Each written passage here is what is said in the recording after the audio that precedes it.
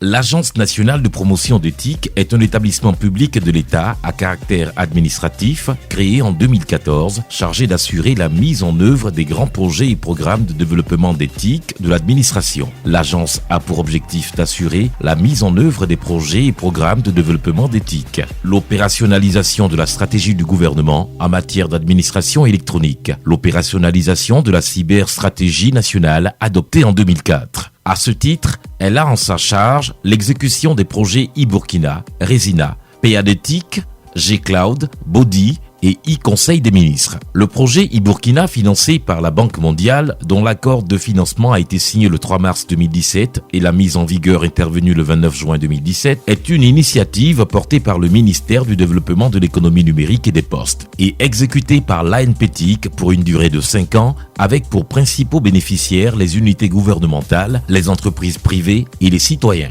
Le projet a pour objectif global de contribuer à l'édification d'une administration publique et privée performante grâce à l'apport des TIC. Spécifiquement, l'objectif du projet e-Burkina est d'améliorer la capacité et l'utilisation des TIC par les administrations publiques et privées par la fourniture d'informations et de services électroniques et la promotion de l'entrepreneuriat dans l'économie numérique avec un accent particulier sur le secteur rural. Le projet comprend 4 composantes. 1. Le soutien pour le développement d'un e-environnement propice à l'administration en ligne, incluant les cadres stratégiques, juridiques et réglementaires pour la mise en œuvre du e-gouvernement et de l'open data. 2. Le développement d'applications et services en ligne pour améliorer la prestation dans les secteurs prioritaires. 3.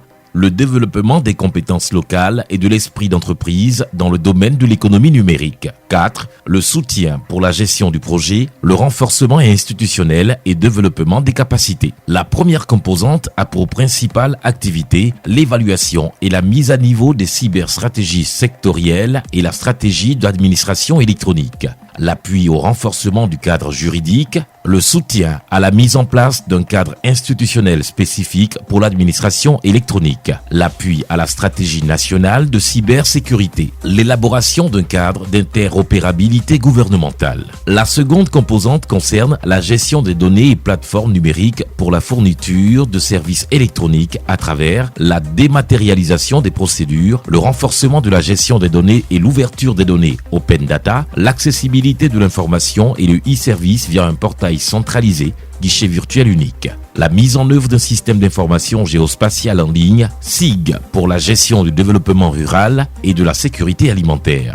La mise en place d'un service électronique d'information pour le développement rural, e-rural. La mise en place d'un système national de suivi annuel des performances municipales, Supermun. La troisième composante vise essentiellement à favoriser les compétences locales et l'esprit d'entreprise dans l'économie numérique par l'élaboration d'une étude de faisabilité pour les incubateurs TIC à Ouagadougou et Bobo-Dioulasso, la mise en place et l'opérationnalisation des incubateurs, la formation et la gestion des connaissances des acteurs de l'économie numérique dans l'administration, l'élaboration et la mise en œuvre d'une stratégie visant à stimuler le développement de contenus numériques locaux, le renforcement des capacités du ministère du Développement de l'économie numérique et des postes et de l'ANPTIC pour diriger et promouvoir la politique de développement de l'économie numérique. Et la quatrième composante traite de la gestion du projet, sa communication et son suivi et évaluation. Le projet est mis en œuvre par une unité de gestion composée de 12 membres, coordonnée par le directeur général de l'ANPTIC et un comité de pilotage de 19 membres constitué des principaux bénéficiaires du projet